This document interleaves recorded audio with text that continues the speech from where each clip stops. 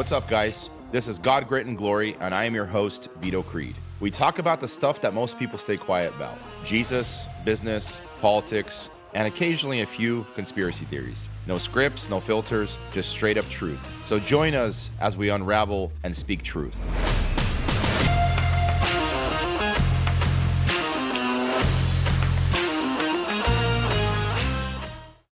It's Vito here, your host.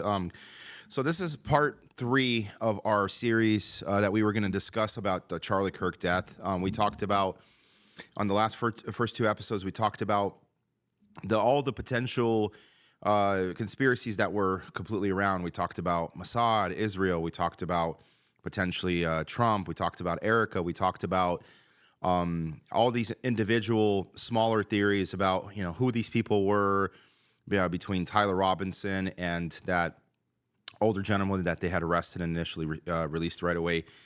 But there was a couple little things we didn't discuss that I felt was sort of a needed conversation, because I think people are underestimating a bunch of other things that had happened. Okay, so for those people that are not aware of the process, this is something that I actually that I noticed almost immediately. Is there was a very, very small window where all the security basically agents got together, and their security detail got together, and they did all this stuff. Bam, bam, bam, bam, bam. Everything went fast. I mean, there was hand signals. There was this. They were talking about some of these hand signals. Where I seen this thing on X where it was talking about specifically what some of these hand signals may mean. The fact that some of the signals declared specifically that there's going to be a shot, that this and that, and although people are dismissing it, the hand signals do mean a lot. Just so you guys understand. I mean, for those that watch baseball, I'm a big baseball watcher. There was a point in my life where I thought it was really interesting to try to figure out what the umpires were actually trying to say. When they were talking with one another, they would do the hat, or the coach would do this to the, to call out certain plays. He'd pull the hat down side to side. He'd mat his hand or touch his back or touch his hat. And the pitcher would know in that moment what needed to be done. And so I think people are underestimating what hand gestures actually mean. I think in any normal circumstances, a hand gesture would never be used. I mean, you had the recording that went on. I actually owned a pair of those Meta glasses. Just so people understand, those Meta glasses have a very short recording time. I mean, you can't just record for like 1 hour, right? So let's just say Charlie Kirk was trying to do the next 15 minutes. When they pressed record on those Meta glasses, we're talking, this is like, you have a few minutes, maybe 10 minutes at most. So there was something suspicious about when that security detail guy was standing behind, and he pressed record, and it started to record. You have a very, very small window where it's actually recording, right? So that was very suspicious to me. It's like, why did he record specifically in that moment? Like, that, anyways, it's just something definitely to consider. So that was a big red flag to me that he was recording. The hand gestures were a big red flag as well, because I think hand gestures do mean a lot. They do mean a lot of stuff. You guys can actually probably look this up online through ChatGPT or through Google, where you're looking up specifically hand gestures, what they mean. There's tons of them. A lot of these people get trained to do these specific hand gestures. So I think it's definitely worth noting. The other huge thing that I thought was, really noticeable was the fact that there was a large crowd. We're talking 3,000 people, because the gag order that the judge put out was for 3,000 people or so, and 3,000 plus. So we're assuming there's 3,000 people there, right? So if there's 3,000 people at this event, where is the ambulance? Where's the first responders? Where's specifically? This is actually a law. I looked this up. In Utah, it's a law. If you have over 1,500 people gathering at a big area, and there's going to be at least 1,500 people. I mean, Charlie Kirk's events, they had some pretty big turnouts. I think some of the smaller ones are at least 1,000. So anywhere where he went, there was some substantial gatherings. There was a substantial amount of people getting together, because, he became pretty, I should say, infamous for what he did, whether people agreed with him or not, and certain things. But I will say that Utah is a very conservative state. So there was that state in general is very conservative. I mean, you got a lot of Mormons there. That's kind of the history of that area was, you have a lot of Mormons there specifically. So it's not abnormal to have a lot of that stuff. So my thought process is, where is this ambulance that they speak of, right? So first of all, there's no ambulance. So who's breaking the law here? Is Turning Point USA breaking the law? Or is Utah University breaking the law? I mean, who's breaking the law? Where is the ambulance? And some people will say, well, if the ambulance, by the time the ambulance would have gotten there, he would have died. Actually, let me bring something to light. Actually, there's a bigger issue at hand. So if somebody's being grabbed, specifically a security detail, and let's say the security detail is actually the one that did this strike, right? So ultimately, the security is responsible for all of the actions. Would it not be in their best interest to grab him and put him into a vehicle very, very fast, like in that moment? Wouldn't that be in their best interest to pick him up, put him in the back of the truck, and strip him of any other additional evidence that may be intact? Let's just say the lapel mic, maybe something they forgot to strip off. Maybe there was an additional piece of equipment that was on him. Anything else, maybe strip him of his cell phone, take any additional evidence off of him, and then pretend that it never happened.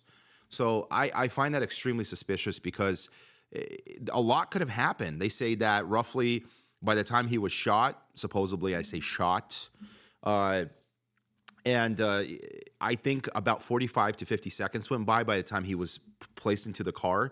And then they took him to a very specific hospital. Now, that hospital that they took him to, there are quite a few hospitals, I think, in the area. I don't think there's just one general hospital. I think there's multiple. And I could be wrong here. Somebody could fact check me. But ambulances, when there's an ambulance on staff, they have a specific hospital they're going to. Whoever was doing all of the Google searches, remember we talked about the Google searches in one of the podcasts earlier, there was a specific Google search on nearby hospitals, right? So you guys can look this up.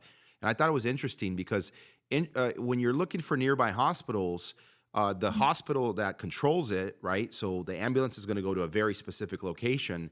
The ambulance wasn't there, and I'm asking the question: why was the ambulance not there? Why were first responders not there? Why have such a big gathering? Why did nobody bring this up? And this is a big concern because I think not having first responders there would have allowed potentially other people to, notice other things that had happened along the way. I mean, besides the fact that the crime scene wasn't actually investigated, there was nothing that was actually done during the process. It's extremely annoying in of itself. You have no first responders. That's a big red flag. I think that's kind of telling as the security becomes a little bit more of a red flag. And overall, the security detail, because they're the ones that essentially control all of this. And so when I was kind of reviewing some of this, I'm like, yeah, the security isn't exactly doing what they're supposed to be doing and this and that. And then I realized, well, where's the ambulance? Why are they the ones rushing it? Or let's just say, this is a little bit out there. Let's just say that the hit, we'll call it the hit, didn't go as planned. What other opportunity does the security have when they put him in the truck? This is a little bit dark. What could happen? What could they do as he's inside the truck and they're taking him to the hospital? What can they do? What if he didn't die? Could they finish him off? It's a valid question. Could they potentially finish him off, right? Let's just say, everybody was saying, well, he was rushed to the hospital. He went under, emergency surgery and stuff like that. And the doctor was trying to save him. The surgeon was trying to save him. That's nonsensical. First of all, for anybody that's seen what had happened, and in fact, if it was not AI generated, and if he did in fact get shot, or just say shot, and then the lapel mic exploded where his shirt flared out, and it released some sort of charge into his body, or maybe penetrated his neck, and this was in fact the exit. Well, in my opinion, is there was a detonator. It detonated the bomb. Basically the booby trap that's in his chest, lapel mic. Fires something internally, like sort of like a miniature EMT, which it's a whole different, like a huge story to talk about. And then essentially it discharged something where it basically killed him on impact, where his neck flares out like 3 times the size, and his shirt flares out, and it actually blew his necklace right off the back. There's a shot from the backside of his head where his necklace just busts out. So if it was in fact uh, 30-06, right? We'll say, a rifle shoots him, and a 30-06 hits him in the neck.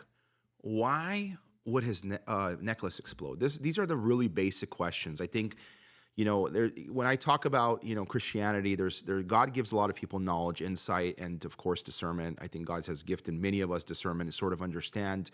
A lot of these people involved are just hoping that people are just either blind or quite literally just ignorant or negligent. They don't understand. They don't care enough to look into it. And so I think these people that are involved in this are just taking all of us for fools. I think that ultimately they hope that we're not going to be paying attention. They hope that we're not going to notice what they've been up to. And when the necklace explodes, I mean, between all of these incidences as even isolated events, you have the necklace, you have the lapel mic, you have the shirt flaring out, you have the person that did the radio, like kind of like the testing, the heat testing, where he noticed there was a heat wave that came out of specifically his abdominals to his chest area where his lapel mic was. These are all genuine concerns, because when you're looking at these things as even isolated events, I will tell you they're very suspicious, as isolated events. And if you put them together as a whole, I mean, it's damning evidence that there's a lot more going on. And for those people that follow specifically Candace Owens and they'll say, she's nuts because of this and that. I mean, with a lot of stuff she's brought forward, I mean, I'm naming so much more than just those few points. And in the three-part series, because I've kind of taken it as a whole, approached some of my own, put in some of my own opinions and noticed a couple of my own things on top of that. So, but Candace Owens, even with the few things that she's brought to the table, people think she's out of her mind. And she just recently came out and she said Trump was, it may have something to do with it, or he's at least being passive about it. But at the same time, she more or less suggested that Trump had something to do with it. And this is a little bit more sinister and it's a bigger hit. And I will tell you that I'm not totally going to rule that out. And I'll tell you why. He is the most powerful man in the world. If you guys think that Netanyahu is powerful, he's the president of Israel, and you have this, individual person that's very powerful. Trump is like 10 Netanyahus, because he has influence everywhere, and everybody kind of turns to America. Everybody looks at what America's going to do next. Everybody's scared of America, especially when somebody like Trump is in power. He's no Biden. He's no Kamala Harris.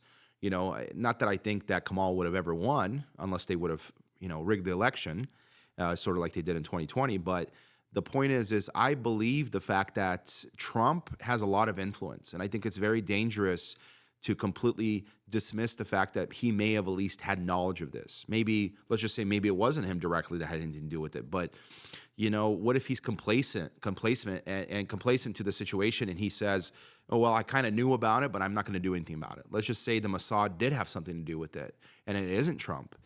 Is him just sort of sitting back and doing nothing about it? I mean, he's just as much to blame. He's just as much to blame. And I'll go back and say, let's just say that his shooting is completely fake, right? I mean, we live in an era where everybody's like, oh, it's impossible. When you shoot somebody, you'd have to hit with such precision. Trump would never allow that. I said, what are you guys talking about? Like, it's a lot more simpler than that. You guys are making it too complex. What makes you think that there was a bullet to begin with? What makes you think that there was a bullet to begin with? What makes you think that it wasn't a similar situation to where there was a lapel mic, where they put some sort of, explosive inside of his ear, where they have those for, Hollywood. Come on. I mean, you have a Hollywood mechanism where when you get shot, it explodes in your chest, and all of a sudden there's blood and it starts dripping down your shirt. That's a very common, simple, used mechanism that's really readily available in all of Hollywood. So for anybody to suggest and say, oh, that's impossible, there's nobody that risk his own life to get shot. I said, no, first of all, you're making it too complicated. He didn't get shot. And what's interesting, if anybody was paying attention, that when all of this happened, I had mentioned earlier, the flag had gone down. There was actually a video recorder, photographer that ran through and up and around and had this amazing shot of every angle, and as the flag in the background is being lowered. And I thought, that's crazy. That in of itself just seems very suspicious. Who's going to find the energy to do this? And when the far left nuts, I mean, you had some of them coming out and making these suggestions. I thought, you guys are completely out of your mind, right?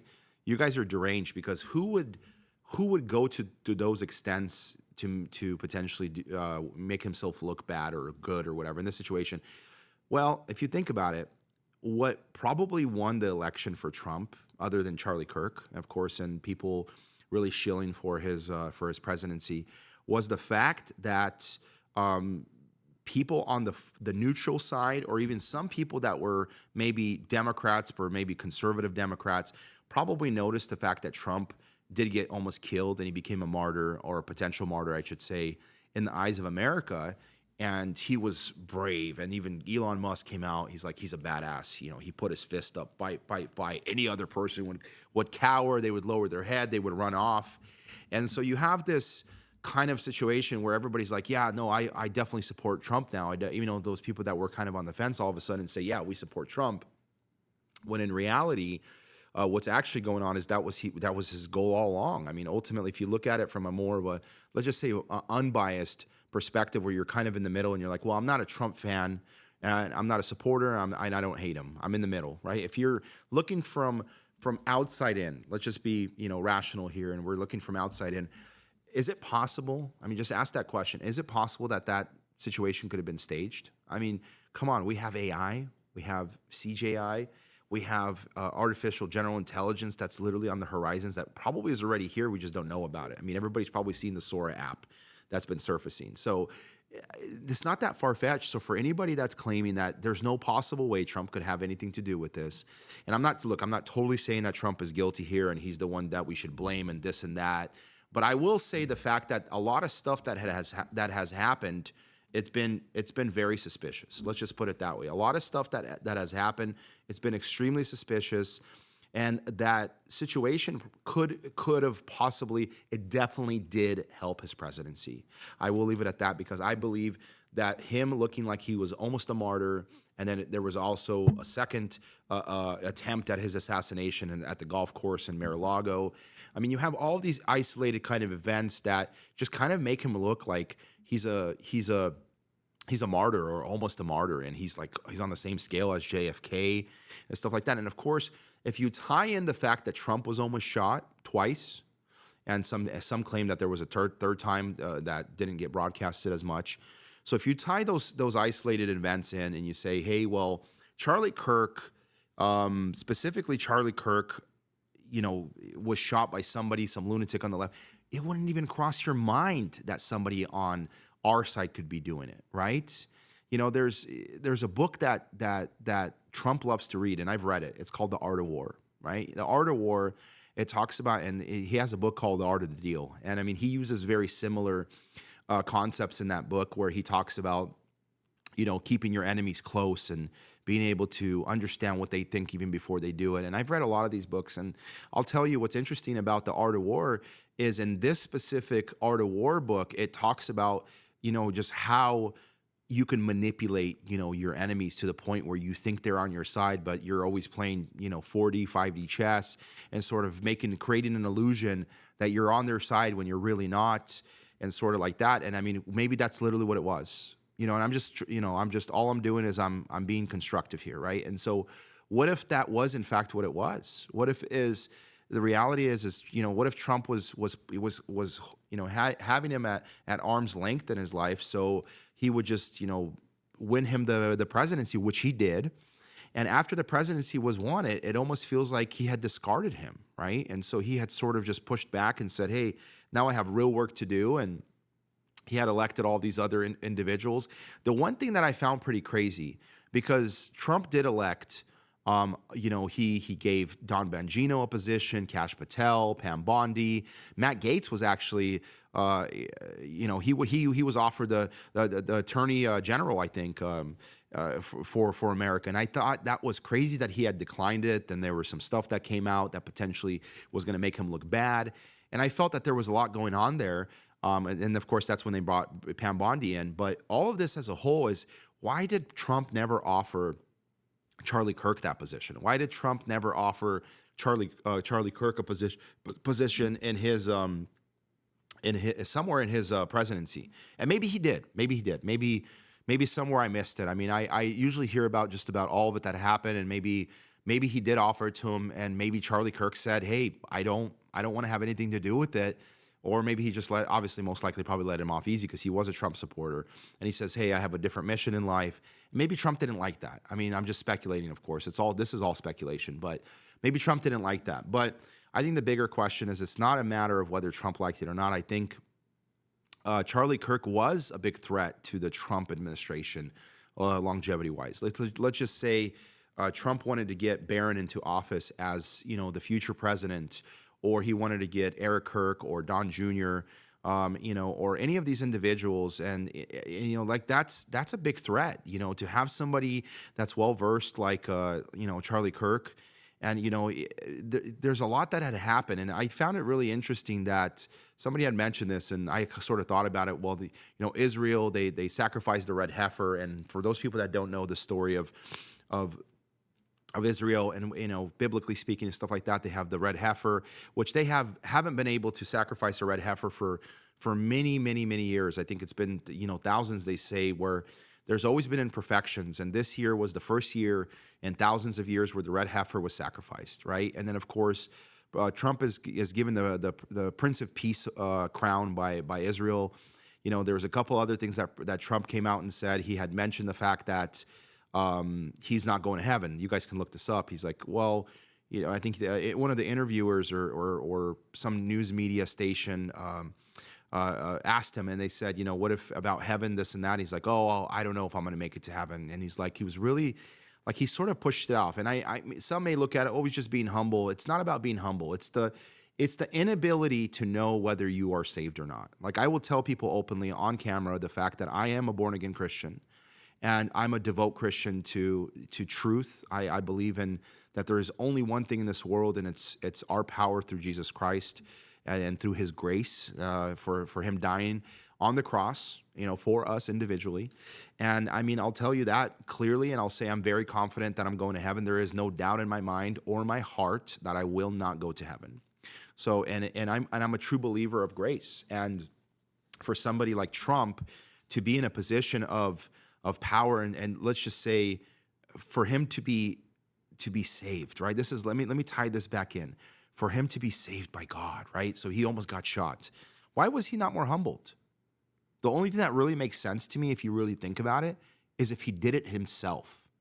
And maybe his guilt that's on his face as he's sitting there openly telling everybody, I'm not going to heaven, because he understands to which extent he's taking this. And let's just go a step further. I mean, what if he was, in fact, the one that was responsible for Charlie Kirk's death? Maybe that's part of the reason why he said, I'm not going to heaven, because he's aware of it. Because he understands that some of the stuff that he's done it for the greater good. Let's just say in his own perception, he's done it for the greater good. And maybe that's his own self-awareness. Maybe there's some guilt there. I mean, this individual, Trump, is in an era right now where he's already, I think he's almost 80. I mean, he doesn't have a lot left in him. He's not going to, run for governor or any other position. I think this is his last kind of stretch. I think after he serves out his term here for the next 3 years, he's only going to have a little bit of steam left in him, and everything else is going to be his children, his in-laws, his son-in-law, which his son-in-law is the one that did the deal with Israel, the pact that they signed, the peace deal. And so as you look at all of these details as a whole, you understand that there's a lot here, right? And so, and kind of going to red heifer, I wanted to mention this. Somebody had made a comment about this. I thought it was actually pretty interesting. Trump being who he is, and of course, Charlie being who he is, Charlie Kirk, I would say more confidently, is considered symbolically a red heifer. Like, just, stay with me for a second, right? He's a Republican, which is the color red, right? It represents the color red. And he was a man of one wife, one marriage. Nobody knows, anybody that knew Charlie Kirk, they knew he didn't drink. They knew he didn't do any drugs. They knew he was against weed and against all of these individual things. And he was very, very Christian, and he had become a Christian when he was 13 years old. He was very vocal about it. And, I share a lot of those things with him. I grew up in a Christian household. I kind of drifted off as the prodigal son for several years into my high school and college days, early college days, I should say, and then kind of drifted back in my mid-20s, and I'm, almost 40 now, but I haven't even had a sip of alcohol for almost 9 years. Wait a minute. Yeah, over probably around close to 9 years now, where I find it crazy because for a lot of people, they do it every single day and they don't batter an eyelash and they have no clarity in their life and stuff like that. So the point I'm trying to say is with Charlie, I mean, he had a pretty clean slate. If anybody can be considered a perfect martyr, right? You compare him to Stephen. I actually, when this initially happened back in September 10th, I was talking to my wife about it and I said, hey, this is quite literally, it's a depiction of what happened to Stephen. He was the first martyr that had died for Christ publicly. He was publicly stoned. And, what I found crazy about it is, Paul was the one that actually was responsible for that death, which, he was Saul at the time and then he became Paul. Very strong biblical story that kind of aligns with some of these details. And I thought that was very interesting because, the person that essentially, was supposed to fight for Christianity was the one that ended up killing him, which was Saul.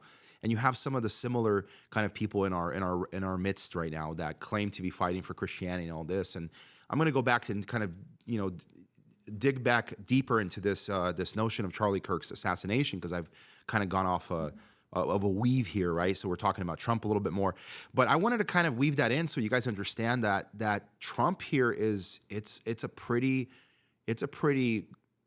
interesting narrative, right? If you really think about what's been going on, who's involved, who are all these individuals, it's a pretty interesting narrative. I mean, just to simply think about, right?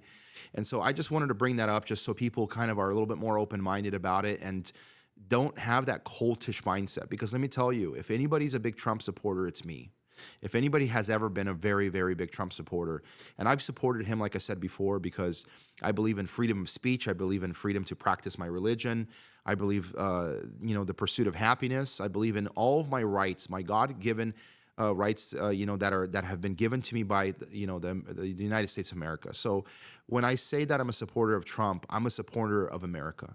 And making America great again is what I thought was a good representation when we had choices that needed to be made, right? And so I was fortunate enough, even during the COVID era, where my employer, because I've been self-employed a majority of my entire life, I haven't had anybody dictate what I can and cannot do or what I should do. So I've been pretty fortunate. So that's been my kind of limiting support of Trump. I mean, I obviously represent him in more of a way of where I say, hey, I support what he stands for. I support a lot of the things. I know that Donald Trump isn't a born-again Christian. I will say that openly. And for those people that say, oh, you're wrong, Veto, there's no way he's a born-again Christian. No, I don't think he's a born-again Christian. I think there's some skeletons in that closet. I think there's some repentance that needs to happen. And, I continue to pray for Trump, and I will continue to pray for Trump and hope that God can intervene. And I truly do sincerely hope the fact that these speculations are not exactly true, or none of them are true, I hope, because there's just some of the stories that have sort of come up along the way. Okay, so there was another thing that surfaced today that I noticed about Frank is one of his good friends. He wears glasses. He claims to be one of his closest friends. And he said, oh, yeah, he was kind of in an interview and he's talking about how, he rushed over to Charlie Kirk's body. But actually, if you watch the video, that's not what happened. He actually ran off like either two things are going on. Either Frank is running off like he's scared for his life, or he's running off because there's another narrative and he understands. Because he claims, oh, I had just witnessed a situation and I ran up to the body and I was kind of, struck and da-da-da, and I, have all this going on. And then he claims he was inside the SUV when it drove off, and all this stuff is going on. But I'm like, is it really what's going on? I mean, the other stuff that I have a hard time chewing through is there's this guy named Mikey McCoy, where Mikey is the son of Rob McCoy, the pastor that gave the speech during the memorial. And it was a very powerful message. It talks about forgiveness, and it talks about several other things about him being a martyr and this and that. But I did notice, as I'm kind of paying attention to Rob, the fact that he was trying to be extra humble about himself. So he's being a little extra. But I feel like there is some narrative there. I feel like there's a little bit of a disguise when he's trying to say some stuff. I don't think he's being as sincere as he wants to tell people, as he wants to lead on. And I think it's interesting because there's a lot of money on the table. I think so. You guys understand there's Turning Point's evaluation. It's not public information because it's not a publicly traded company. But for those people that are aware of the amount of donations that they receive, I mean, I went through a lot of their events, and in order to even qualify to be in their VIP lounge, there's an executive branch. You have to donate. I spoke to one of the individuals there. You have to donate a minimum, she said, of $250,000 a year. Okay, just so you guys get. I mean, and she had commented the fact that the people that are in that lounge do at least 10x or 50x that amount. And I'm like, wow, that's an absurd amount of money. Yeah, I mean, if you talk about one individual donating, say, $1 million, and you have 1,000 donors, I mean, that is, just think about it. That's $1 billion. And there are a lot of these people that were in support of. Specifically of Charlie Kirk, they gave a very large amount of money, maybe somewhere on the lower, tier, 50,000 or 100,000 or $250,000 or $500,000. But a lot of these organizations or individual people would give such very large amounts. So you have such large donations here. So this company is worth a lot of money. I mean, don't underestimate the value here as far as where's the motive, right? And for those people saying, well, there's no way Erica could have done this, you're just creating a narrative. I remember I went into Facebook and shared just a very short description that I think, I suspect that Erica may not be telling the truth. I mean, you had all of these people coming out with pitchforks. You're out of your mind. You are psycho. You belong in the psych ward. You did it. And so you have people just completely becoming unhinged. And these are right-leaning people. These are Republicans. These aren't liberals. These aren't Antifa. You have very weird kind of perspectives from people where you're like, where are you getting this rage? Where are you getting this frustration from? Are we not allowed to question? Are we not allowed to bring serious matters to the table and say, hey, there's a little bit more to the picture. There could be potentially some foul play here. And stemming back into with talking about Erica Kirk is the, the autopsy, and nobody did an autopsy. There was no coroner involved. I did a little bit of research with this as well. And I found that the state of Utah requires a coroner to get involved. It's actually a government facilitated, regulated process. You guys can look this up. And I thought it was very interesting because the coroners it's basically a mandatory thing. In other words, the wife has no say in it. If it was an assassination and there was foul play involved, which we clearly see there was, and it was just speculation, especially given when the actual person was shot, right? Let's just say he's shot, right? Air quotes. I'm going to try to use air quotes whenever I can, right? So you have this speculation that this individual was shot, okay? And they didn't really apprehend the true shooter because they had let him go within the first 24 hours. So you didn't even have the shooter in your possession, right? In your custody, I should say. And so that being said, and the autopsy is usually they're required within usually the first 24 to 72 hours, right? It's pretty common for that to happen almost immediately, especially when the body's in your possession and you're going forward with that. So the question is okay. So there was a video that surfaced that said Erica Kirk turned down the autopsy, but the reality of it is it's not in her control. It's a state-required procedure. So the question is who's the one that made that call? Who's the one that called? Was it the FBI? Was it the administration? Was it the Utah governor? Was it the city? Was it the police department? I'm sure it wasn't the police. I'm just saying, even if it's on a micro level, somebody had to initially make that call, right? Because the doctor can't make that call. The coroner can't make that call. The only person that has the ability to make that call is specifically somebody in charge, somebody that is at a certain pay grade, right? And they're in the chain of command, just like anything else. I mean, you have military, you have all these individual people, you have all of these people that are potentially responsible for all of this. There has to be somebody that had made the call. And so I want to make sure that you guys look into that and possibly, fact check everything that I said. I mean, in the comments, you can write something, you can share, you can do anything, because I want you guys to subscribe and tell your friends about our podcast. I typically am going to be talking with guests. I try not to do an isolated kind of podcast. I was very clear about it in the beginning. My goal, my mission was always to have somebody live on the show so we can kind of have dialogue, so we can go through some of these things together. I thought it was important to do this, and I thought it was going to be easier to do it with two people. But let me be honest with you, not that many people have as much time on their hands as I thought they would, right? Even though I run multiple businesses, I'm a entrepreneur. I was going to say serial entrepreneur. Somebody had told me that recently. They're like, I'm a serial entrepreneur. I mean, it just sounds like you're a serial killer. That's all it means. So I try to stay away from words that just they lose meaning as you're saying them. But I am an entrepreneur at heart. I've been so my entire life since the age of 12. And, maybe I'll share some of the stories with some of you youngins out there that are looking for maybe a calling, maybe looking for something. It's not just going to be about conspiracies and about small talk and this and that. I mean, I'm going to talk about business. I'm going to talk about the gospel. I'm going to be expanding on some of my conversations and some of my demographics and talks.